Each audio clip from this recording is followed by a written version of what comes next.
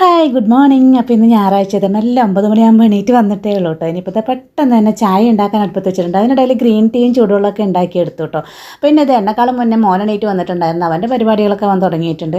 അപ്പോൾ ഏതായാലും പെട്ടെന്ന് തന്നെ അവന് ട്യൂഷനിൽ പോകാനാകുമ്പോഴേക്കും ബ്രേക്ക്ഫാസ്റ്റ് ഉണ്ടാക്കി കൊടുക്കണം. റവി ഉപ്മാവ് മതി എന്ന് പറഞ്ഞു കേട്ടോ ഇന്ന്. അപ്പോൾ അതുകൊണ്ട് അതാണ് ഉണ്ടാക്കുന്നത്. അപ്പോൾ രാവിലെ തന്നെ പാത്രങ്ങളൊക്കെ ഒന്ന് എടുത്ത് വെക്കണം.